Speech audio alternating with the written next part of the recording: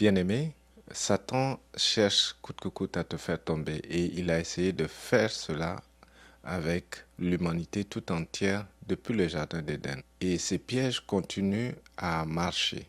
Donc je veux te donner 10 tactiques qu'il utilise encore aujourd'hui pour faire tomber les enfants de Dieu. Je suis Yann Beringa de Rock of Salvation, la chaîne qui vous apprend à prier efficacement contre les œuvres de l'ennemi afin de mener une vie chrétienne victorieuse en Jésus. Bien-aimé, la première tactique de Satan, c'est de te faire douter dans ton esprit que Dieu t'a réellement parlé. Et quand tu entends la voix de Dieu, tu hésites parce qu'il veut que tu sois confus entre tes pensées et la voix de Dieu. Il sème encore le même doute pour ne pas que tu rentres dans ta destinée. Donc Satan va tout faire pour semer ces doutes dans ton esprit et tu dois coûte que coûte apprendre à différencier entre la voix de Dieu et la voix de l'ennemi. Et quand tu fais cette différence, tu ne peux plus céder à ces pièges. Et Satan a utilisé les mêmes tactiques dans le jardin d'Éden avec Ève. Il a fait croire à Ève que Dieu n'a pas dit réellement telle ou telle autre chose. Par exemple, aujourd'hui, Satan te fait encore douter que tu peux aller chercher la guérison chez les féticheurs, par exemple. Il va te faire croire que tu ne fais du mal à personne. Tu es juste en train de chercher ta santé. Et ce n'est pas faire du mal. Tu ne tues pas, tu n'as pas volé, tu vas juste chercher la guérison. Mais la source de cette guérison que tu reçois ne vient pas de Dieu. Donc, il te fait sortir du couloir que Dieu a déjà tracé pour toi. Et c'est de cette manière qu'il tente encore les enfants de Dieu et les fait douter dans leur esprit que Dieu ne leur a pas dit telle ou telle autre chose. Du coup, tu vas douter de la parole de Dieu. Et quand tu entends sa voix, tu es confus. Donc, fais attention à ce que Satan essaie de faire pour te faire douter la parole de Dieu. Il sème la confusion dans ton esprit. Donc, bloque cette voie et demande de l'aide à Dieu pour que tu puisses le résister correctement. Deuxième tactique de Satan pour te faire tomber, c'est de te faire croire que tu n'as pas été réellement pardonné, que Dieu ne t'a pas pardonné et que tu vis toujours dans la culpabilité. Et cette culpabilité, il essaie de te ramener cela, de te rappeler chaque fois que tu veux avancer, il te rappelle que tu n'as pas encore été pardonné. Tes péchés sont tellement horribles que Dieu ne t'a réellement pas pardonné. Donc il sème le doute et comme ça tu vis dans la culpabilité alors que le pardon de Dieu dépasse le pardon des hommes. Le système judiciaire, par exemple, peut pardonner un prisonnier, mais il y a des traces dans le système qui montrent que telle personne a été pardonnée. Mais le pardon de Dieu est au-delà de ce qu'on peut imaginer. Dieu efface complètement ce que tu as eu à faire dans le passé et il te voit sous un angle nouveau. Psaume 103, versets 11 à 14. Autant le ciel est élevé au-dessus de la terre, autant son amour est intense en faveur de ceux qui le craignent. Autant l'Orient est loin de l'Occident, autant il est loin de nous nos mauvaises actions. Et comme un père est rempli de tendresse pour ses enfants, l'Éternel est plein de tendresse en faveur de ceux qui le craignent. Il sait de quelle pâte nous sommes façonnés. Il tient compte du fait que nous sommes poussière. Ceci est une bonne nouvelle pour toi et Dieu ne se rappelle plus de tes mauvaises actions, de tes péchés. Et quand tu es réellement en lui, tu n'as pas à te soucier de est-ce que tu es pardonné, est-ce que tu ne l'es pas. Dieu te pardonne et ne laisse pas Satan te tromper. Ésaïe 43, verset 25. C'est moi qui efface tes transgressions pour l'amour de moi. Je ne me souviendrai plus de tes péchés. Dieu ne se souvient plus de tes péchés. Donc, Satan ne peut pas ramener les mêmes choses que tu as eu à faire dans le passé pour te culpabiliser davantage. Ne cède pas à cette voie, ne cède pas à cette tactique. 1 Jean 1, verset 9 dit ceci. Si nous confessons nos péchés, il est fidèle et juste pour nous les pardonner et pour nous purifier de toute iniquité. Amen. Troisième tactique de Satan, c'est te montrer que Dieu ne t'aime pas réellement. Et si tu as subi des traumatismes, surtout un père qui t'a abandonné ou maltraité, Satan va te faire croire que Dieu agit envers toi de la même manière que ce père terrestre qui t'a maltraité. Ou bien si un homme t'a abandonné et t'a fait souffrir, Satan va également utiliser ce traumatisme pour te dire que Dieu agit de cette manière envers toi. Mais Dieu n'est pas comme ce père terrestre qui a été négligent, ou Dieu n'est pas comme cet homme qui était méchant, ou Dieu n'est pas comme cette mère qui n'a pas su te donner l'amour qu'une maman peut donner à son enfant. Et ne tombe pas dans ce piège de l'ennemi pour te sentir abandonné par Dieu et te dire que Dieu ne t'aime pas. Dieu t'aime au-delà de tout ce que tu peux imaginer. L'amour de Dieu, tu ne peux pas mesurer. Et Dieu t'a déjà aimé avant même que tu puisses exister physiquement. Dieu t'a déjà aimé et il a prédestiné des bonnes choses pour toi. Par exemple, une femme qui planifie avoir un enfant, cette femme a déjà des prédispositions. Elle aime déjà l'enfant qu'elle n'a pas encore vu physiquement. Et même quand l'enfant est dans son sein, elle a déjà de l'affection pour cet enfant. Mais elle ne l'a pas encore vu physiquement, même si elle ressent que l'enfant est dans son sein. Donc, de la même manière, avant que tu puisses exister physiquement, Dieu t'a déjà aimé. Dieu ne t'a pas abandonné. Même si les hommes t'abandonnent, Dieu ne t'abandonnera pas. Ne tombe pas dans le piège de Satan pour te dire que Dieu t'a abandonné, Dieu ne t'aime pas réellement, il t'aime au-delà de ce que tu peux imaginer. 1 Jean 4, verset 19. Pour nous, nous l'aimons parce qu'il nous a aimés le premier. C'est cet amour qui a poussé Dieu à mourir à la croix pour toi et moi, alors que nous étions encore pécheurs.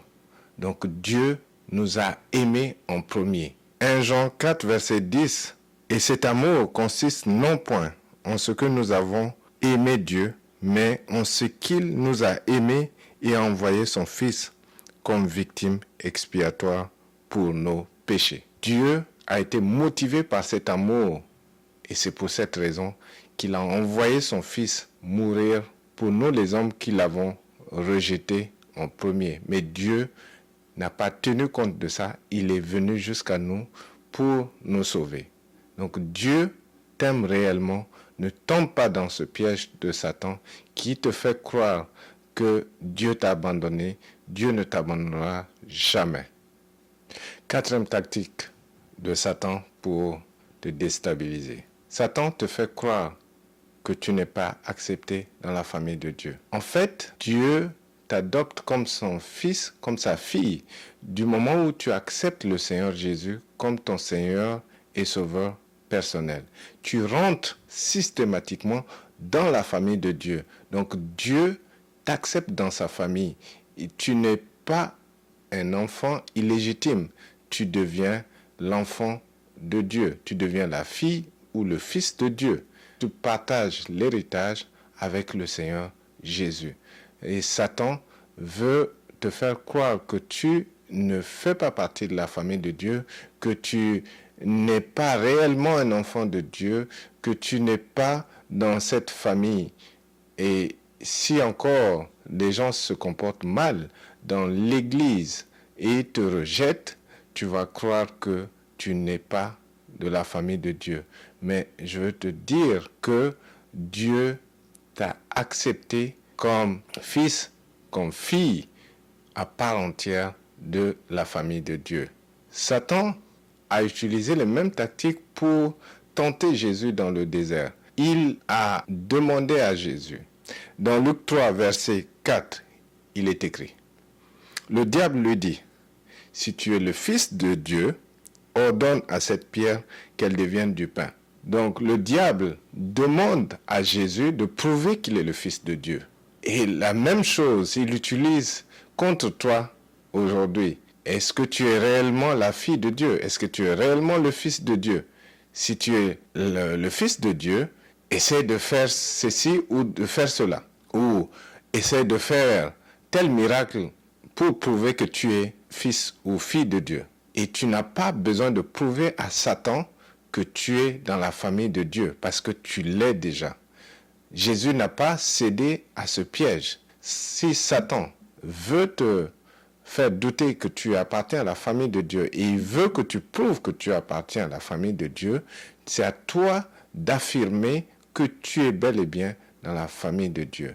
Jean 1, verset 12, il est écrit, « Mais à tous ceux qui l'ont reçu, à ceux qui croient en son nom, elle a donné le pouvoir de devenir enfants de Dieu, lesquels sont nés non du sang, ni de la volonté de la chair, ni de la volonté de l'homme, mais de Dieu. » Donc tu as ce privilège que tu es bel et bien dans la famille de Dieu. Ne laisse pas Satan te détourner de cette vérité. Cinquième tactique de Satan, il te fait croire que tu n'as pas le pouvoir sur le péché. Dieu te donne le pouvoir sur le péché. Le péché ne peut plus te dominer parce que Christ est mort sur la croix et il te donne ce pouvoir de résister à l'ennemi, de ne pas céder au péché. Et Satan va te faire croire que le péché domine toujours sur toi. Mais c'est à toi de rester ferme et de ne pas céder à ces tentations. 2 Corinthiens 5, verset 21. Celui qui n'a point connu le péché, il a fait devenir péché pour nous, afin que nous devenions en lui justice de Dieu. Donc il y a eu une transaction à cause de la mort de Jésus. Jésus a vécu sans péché et Dieu l'a fait devenir péché pour nous. Nous prenons sa justice, nous prenons sa sainteté. Il y a eu cet échange quand le Seigneur est mort à la croix. Aujourd'hui, tu as le pouvoir de dominer sur le péché et de dire non à Satan. 1 Corinthiens 10, verset 13. Les tentations qui vous ont assaillis sont communes à tous les hommes. D'ailleurs, Dieu est fidèle. Il ne permettra pas que vous soyez tentés au-delà de vos forces. Au moment de la tentation, il préparera le moyen d'en sortir pour que vous puissiez y résister. C'est une bonne nouvelle. Le péché ne domine plus sur toi. Sixième tactique de l'ennemi, c'est de te faire croire que tu n'es pas libéré des malédictions.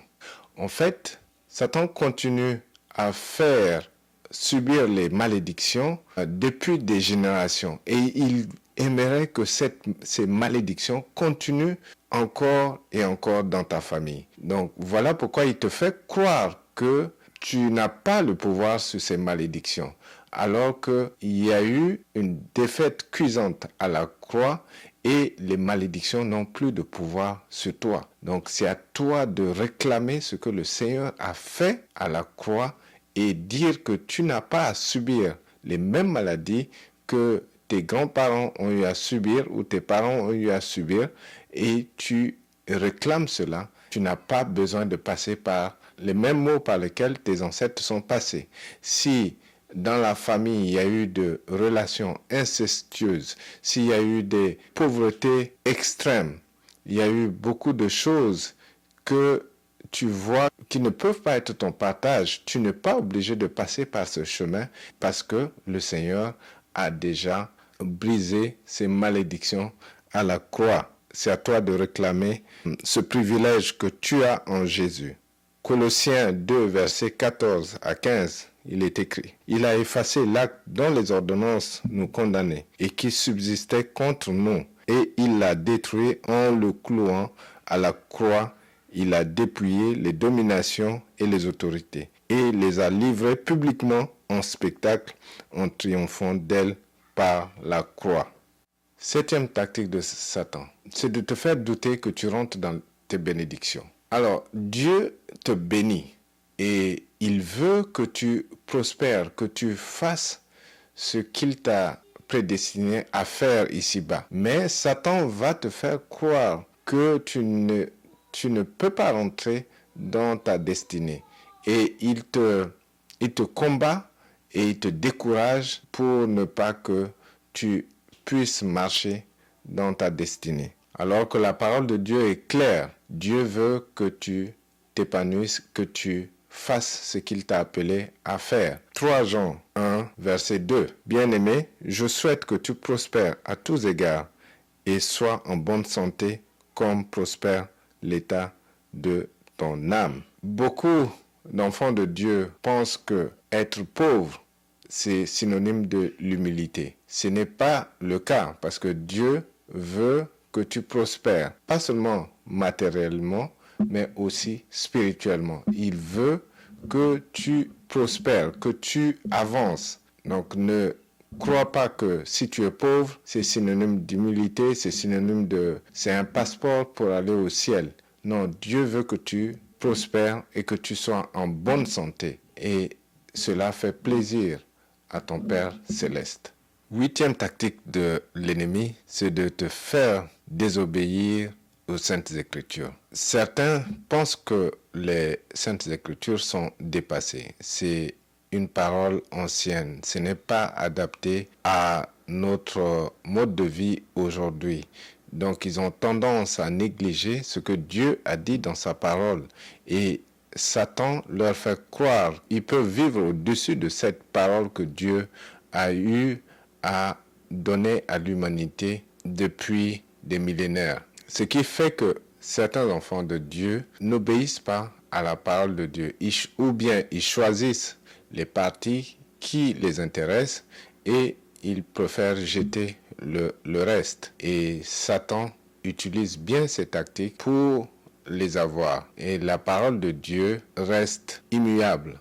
La parole de Dieu ne passe pas. Il faut faire attention à ne pas se dire que la parole de Dieu est dépassée et ne pas obéir à cette parole. Parce que Dieu dit que la fornication n'est pas une bonne chose, mais tu préfères t'entêter et rester dans la fornication. Ou bien Dieu te dit qu'il ne faut pas pratiquer la sorcellerie. Il y en a qui vont le faire parce qu'ils préfèrent douter de cette parole de Dieu. Et Satan a utilisé cette tactique dans le jardin d'Éden. Il a fait croire à Ève que Dieu n'a pas réellement dit telle ou telle autre chose. Est-ce que Dieu a réellement dit cela? Est-ce que tu as bien entendu? Ou bien est-ce que tu as bien lu? Certainement que tu n'as pas compris. Ça ne s'interprète pas de cette manière. Donc, c'est les mêmes tactiques que l'ennemi utilise encore aujourd'hui pour faire tomber les enfants de Dieu. Mais fais attention parce que la parole de Dieu reste la parole de Dieu. Elle ne passe pas. 9e tactique de l'ennemi pour avoir les enfants de Dieu, c'est l'orgueil. Satan est le premier orgueilleux. Il était enflé d'orgueil et Dieu l'a chassé du ciel à cause de cela. Et Satan pensait qu'il pouvait être au-dessus de Dieu, mais Dieu reste le créateur et Dieu l'a chassé. Donc Satan utilise également cet orgueil, il motive les hommes à être orgueilleux et de cette manière Dieu va le rejeter parce que Dieu n'accepte pas l'orgueil.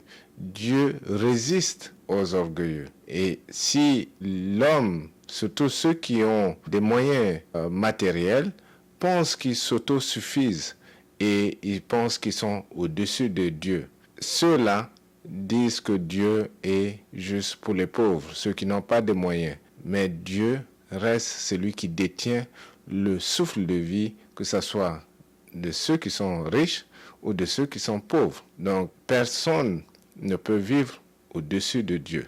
Jacques 4, verset 6. Cependant, la grâce qu'il accorde est plus grande encore. C'est pourquoi l'Écriture dit, Dieu s'oppose aux orgueilleux, mais il fait grâce aux humbles. Même si tu as des moyens, même si tu en bonne santé aujourd'hui, c'est Dieu qui te permet d'avoir toutes ces choses. Donc, il n'y a pas à s'enorgueillir. Dieu reste le Créateur. Le 10, c'est la convoitise. Satan essaie par tous les moyens de te faire convoiter tout ce que tu vois. Et beaucoup cherchent encore à posséder davantage, à posséder plus grand, posséder plus large, plus neuf. Et malgré tout cela, ils ne sont pas satisfaits parce que il y a toujours le fossé qui se creuse entre Dieu et l'homme qui convoite. Et ce fossé ne peut pas être rempli par un matériel quelconque. Et quand l'homme se met à convoiter, il n'a plus assez de temps à consacrer à Dieu. Et voilà pourquoi il s'éloigne de Dieu et il pense remplir ce vide par le matériel. Mais c'est une peine perdue. Donc Satan utilise les convoitises, il utilise le matériel, il utilise les choses de ce monde pour éloigner l'homme de Dieu. Et il a essayé également à faire cela avec le Seigneur Jésus.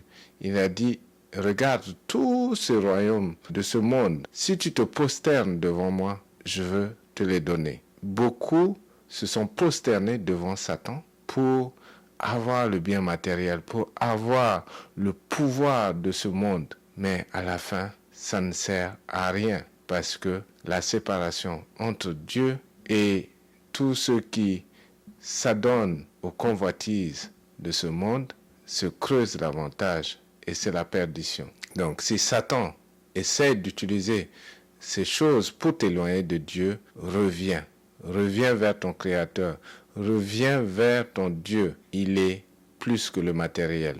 1 Jean 2, verset 16. En effet, tout ce qui est dans le monde, la convoitise est dans l'homme. La convoitise des yeux et l'orgueil dû aux richesses vient non du Père, mais du monde. Ne te laisse pas avoir par la convoitise. Satan veut juste ta destruction. Pour résister à Satan, pour ne pas tomber dans ces pièges qu'il utilise siècle après siècle contre l'homme, il y a une chose que tu dois faire, c'est de te soumettre à Dieu. Et de cette manière, la parole de Dieu dit que tu vas résister au diable. Et il est obligé de s'enfuir. Donc si tu es soumis à Dieu, tu as le pouvoir, tu as la force, tu as la puissance de dominer sur les tactiques de l'ennemi, sur les œuvres de l'ennemi. La parole de Dieu dit que tu ne dois pas être ignorant de ses desseins. Tu dois savoir que Satan, son rôle, c'est de chercher à te détourner de la voie de Dieu, c'est de te chercher à t'éloigner de Dieu. Et comme ça, tu vas rejoindre son camp. Mais ne te laisse pas avoir, parce que Dieu t'a donné le pouvoir de marcher sur les serpents et les scorpions, ainsi que sur toute la puissance de l'ennemi. Sois béni au nom de Jésus.